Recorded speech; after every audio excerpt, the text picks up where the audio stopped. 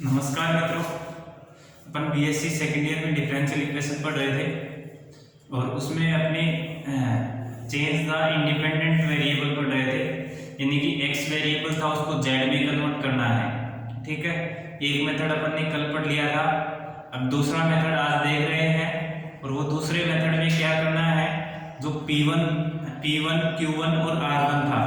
ठीक है, first method क्या कहता है कि P1 को 0 के बराबर रखना है और वहां से z की वैल्यू आएगी।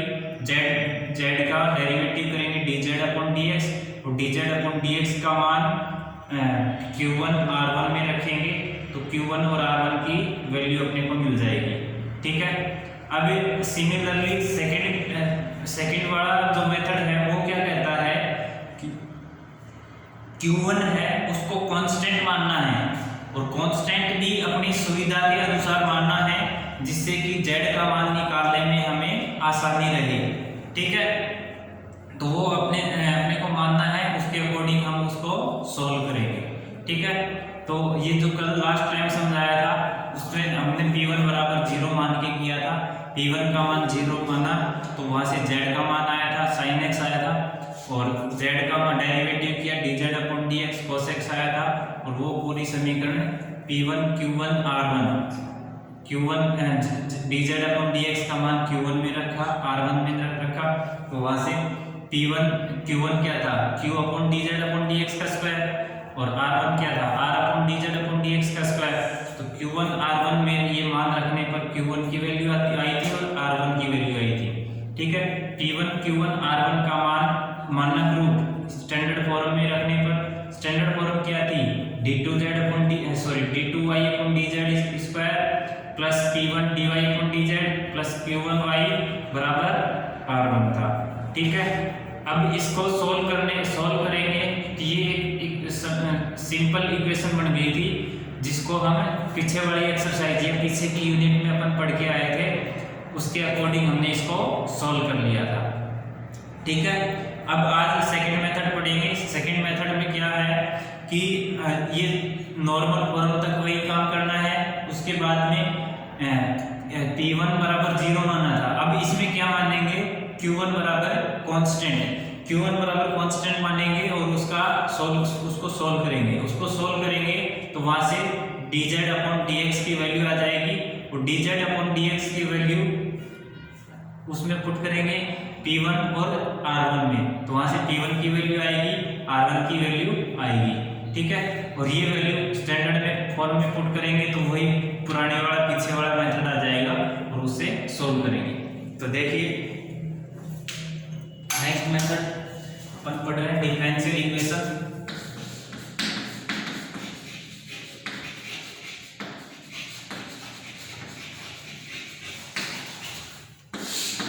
डिफरेंशियल इक्वेशन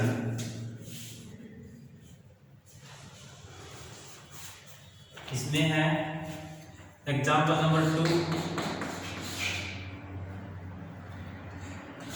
इसको कह रहे हैं हल कीजिए और क्या हल करवा रहा है d2y अपॉन dx2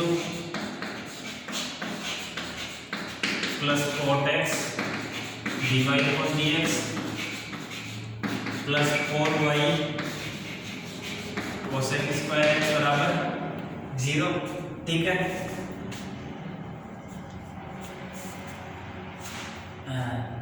अब इसका हल करना है।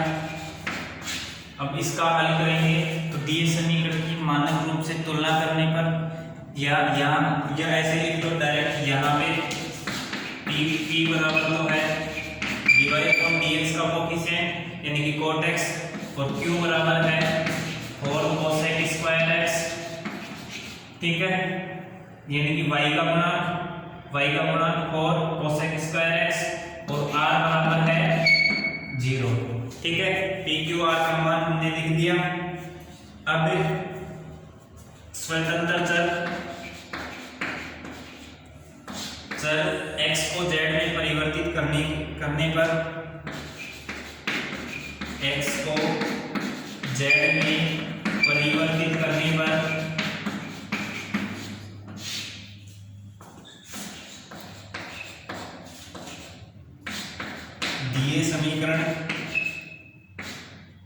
दिया समीकरण निम्न रूप में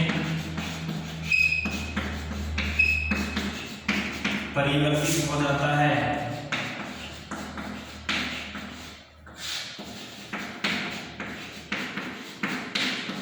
और वो किस में परिवर्तित होता है? d2y/dz2 plus p1dy/dz plus q1y = r1, जहां p1 बराबर होता है d2z/dx²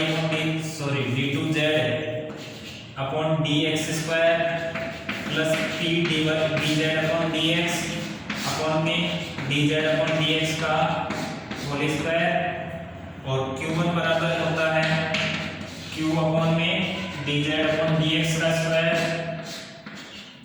और r बराबर होता है r1 बराबर होता है r अपॉन में dz/dx का स्क्वायर। ठीक है, तो यहां से देखो z का चयन इस प्रकार करते हैं। यदि z का चयन इस प्रकार करते हैं कि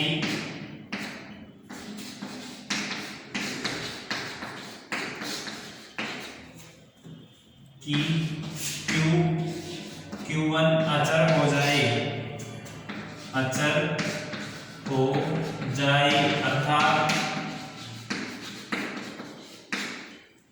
q1 बराबर q अपॉन में dz/dx का स्क्वायर बराबर कांस्टेंट या लिख दो अचर। ठीक है, q का मान क्या कितना है? 4 cosec स्क्वायर x, तो 4 cosec स्क्वायर x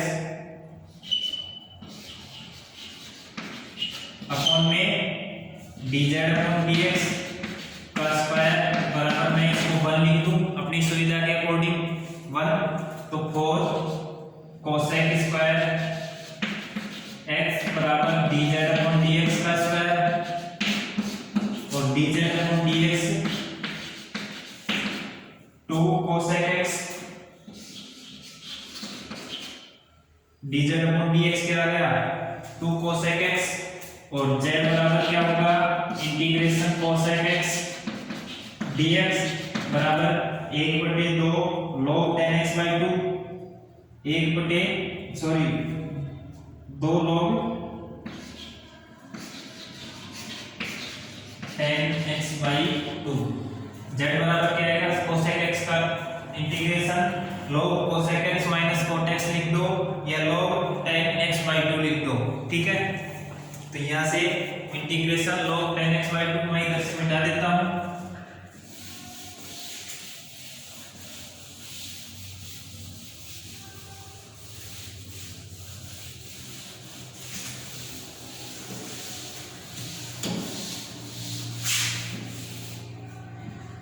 अब P1 बराबर क्या था? d2z/dx² प्लस p/dz/dx अपॉन में dz/dx का होल स्क्वायर। अब देखो dz/dx क्या है? cosec x, 2 cosec x है, तो 2 cosec x है, तो dz/dx बराबर तो क्या है? 2 cosec x, और d2z/dx स्क्वायर बराबर 2 cosec x का डेरिवेटिव होता है माइनस का cosec x इंटू में cot x। ठीक है, cosec x का डेरिवेटिव माइनस का 2 cosec x इंटू में cot x, तो ये उपरोक्त मान P1 में रखने पर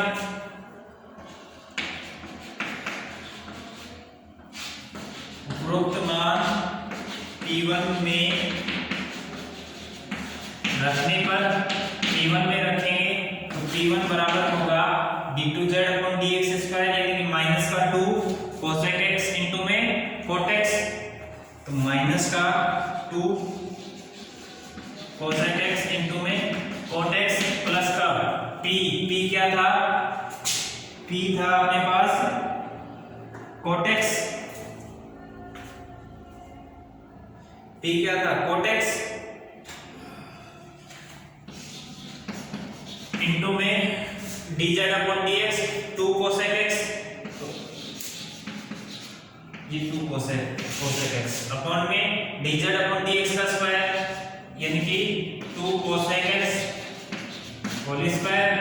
ठीक है, अब ये देखो प्लस का 2 cosec x इंटू में cot x और ये माइनस का 2 cosec x इंटू में cot x, this implies p1 बराबर 0, p1 बराबर 0 और q1 बराबर 1 अचर आया, अचर माना था। इसी प्रकार r1 बराबर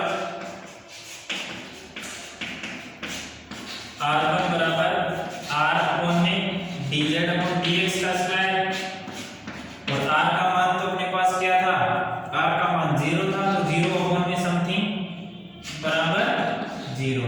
ठीक है, अब देखो P1 Q1 R1, P1 का मान 0, Q1 का मान 1 और R1 का मान 0। ठीक है, P1 Q1 R1 इन तीनों का मान अपने पास आ गया। P1 Q1 R1 का मान समीकरण 1 में रखने पर, और समीकरण 1 क्या था, d2z upon dx sorry d2y upon dz square plus P1 dy upon dz plus Q1 y बराबर R1। ठीक है, मैं बता देता हूं इधर से।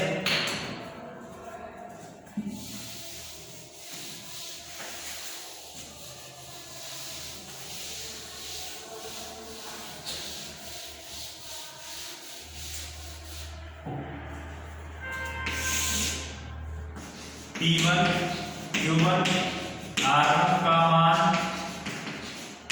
परिवर्तित मानक समीकरण, परिवर्तित मानक समीकरण d2y upon dz square plus P1 dy upon dz plus Q1y equal to R1 में रखने पर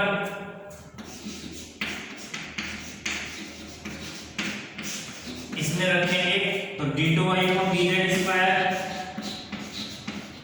प्लस P1 का मान कितना था 0, तो P1 का मान 0 इंटू में dy upon dx plus Q1 का मान हमने 1 माना था, तो 1 इंटू में y बराबर R1 का मान 0, तो यहाँ से d2y upon dz2 plus y बराबर 0। ठीक है, और इसको हम क्या लिख सकते हैं, d स्क्वायर प्लस 1 इंटू में y बराबर 0, d स्क्वायर प्लस 1 इंटू में y बराबर 0। तो यहाँ से ये देखो इसका हल कैसे निकालेंगे, सहायक समीकरण वाले से, तो दी समीकरण का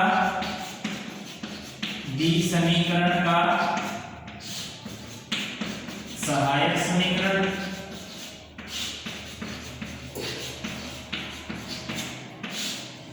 समीकरण क्या होगी, m स्क्वायर प्लस 1 बराबर 0, m स्क्वायर बराबर माइनस 1, तो m बराबर प्लस माइनस आयोटा, m बराबर क्या होगा, अंडर रूट में प्लस माइनस आयोटा, और अंडर रूट के अंदर माइनस 1 हो तो वो क्या होता है आयोटा, तो प्लस माइनस आगे लगा हुआ है, तो m बराबर प्लस माइनस का आयोटा होगा। ठीक है, अब देखिए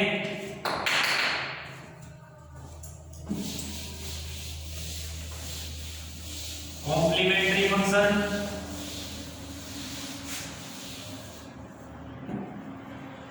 कॉम्प्लीमेंट्री फंक्शन CF क्या होगा, C1 जब आपके पास कॉम्प्लेक्स नंबर में दे रखा हो, ये m की वैल्यू कॉम्प्लेक्स नंबर में दे रखी हो, तो उसका CF क्या होता है, C1 cos अल्फा x, अगर ये alpha plus minus iota beta हो तो C1 cos alpha x plus C2 sin beta x, तो यहाँ पे लिखेंगे C1 cos बीटा एल।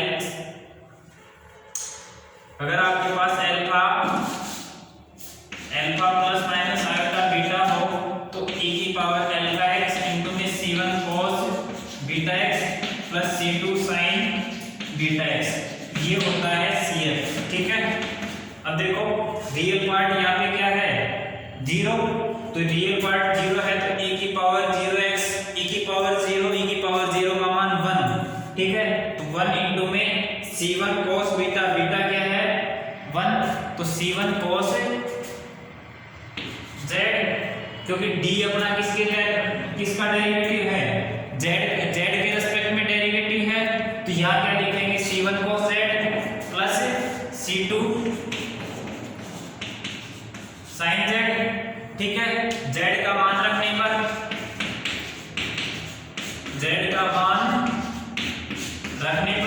और z का मान क्या था, z बराबर 2 log 10x/2, z बराबर क्या था 2 log 10x/2, ये मान रखेंगे तो CF बराबर होगा C1 cos 2 log 10x/2 plus C2 sin 2 log 10x/2। ठीक है, अब देखो CF तो ये हो गया और PI बराबर क्या होगा, PI बराबर 0 होगा, क्योंकि इसके राइट साइड में क्या है 0 है। जब इसके राइट साइड में 0 है तो PI ये पर्टिकुलर इंटीग्रेशन 0 होगा और अभीष्ट हल क्या होगा, अभीष्ट हल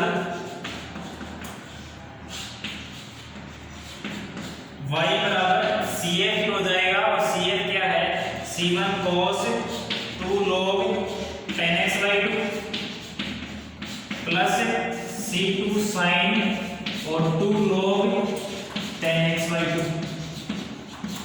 ठीक है, यही अपना अभीष्ट हल होगा। ठीक है, उम्मीद करते हैं समझ में आया होगा। अगर कोई डाउट हो तो मैसेज करिए, नेक्स्ट लेक्चर में मिलेंगे। मैं एक बार इसको थोड़ा सा ब्रीफली इंट्रोड्यूस कर देता हूँ। अपने पास जो भी मानक समीकरण थी उसको परिवर्तित मानक समीकरण में चेंज किया, यानी कि परिवर्तित में x के रेस्पेक्ट में डेरिवेटिव था तो उसको z के रेस्पेक्ट में किया, और P1 Q1 R1 के क्रम में लिखा।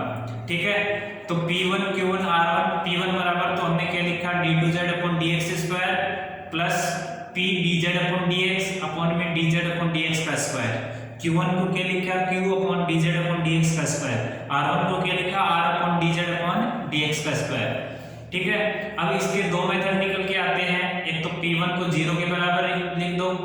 ठीक है, उससे z का मान आ जाएगा, P1 का मान आएगा, Q1 का मान आएगा। ठीक है, P1 Q1 R1 का मान परिवर्तित मानक समीकरण में रखेंगे तो वहां से एक डिफरेंशियल इक्वेशन मिल जाएगी सेकंड ऑर्डर की, जिसको हम पीछे की यूनिट में सॉल्व कर चुके, उसमें परिवर्तित होगी और उसका सॉल्यूशन हम कर सकते हैं आसानी से। ठीक है, अब दूसरा मेथड क्या होता है, Q1 को अपनी सुविधा के अनुसार कांस्टेंट मानते हैं। जैसे हमने इस क्वेश्चन में Q1 को क्या माना 1 माना।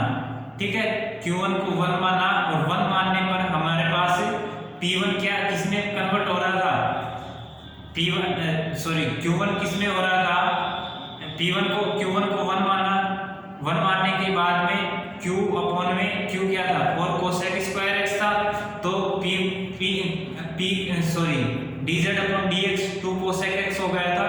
ठीक है, अब ये 2 cosec x dz/dx 2 cosec x था और z का मान इसका इंटीग्रेशन करने पर जो आया वो था। ये मान अगर P1 में रखते हैं तो उसका मान 0 हो जाता है, तो Q1 का मान कांस्टेंट ऐसा रखना होता है जिससे कि P1 का मान 0 हो जाए। ठीक है, दोनों मेथड को सॉल्व करेंगे तो वैल्यू मतलब मीन एक ही निकल के आता है। Q1 ऐसा कांस्टेंट मानो जिससे कि P1 0 हो जाए, और उसमें P1 को 0 मानते हैं तो Q1 कांस्टेंट हो जाता है। तो दोनों का मीनिंग एक ही है, चाहे किसी भी मेथड से कर लो। P1 को 0 मान लोगे तो Q1 कांस्टेंट आता है वहां से, और Q1 को कांस्टेंट मानते हो तो P1 0 आता है। मेरे हिसाब से पहले वाला जो मेथड है P1 को 0 मानने वाला, वो इजीली रहता है और आप अपनी सुविधा के अनुसार किसी से भी कर सकते हैं। गलत कोई सा भी नहीं है, दोनों से आंसर एक ही आएगा। ठीक है, उम्मीद करते हैं समझ में आया होगा।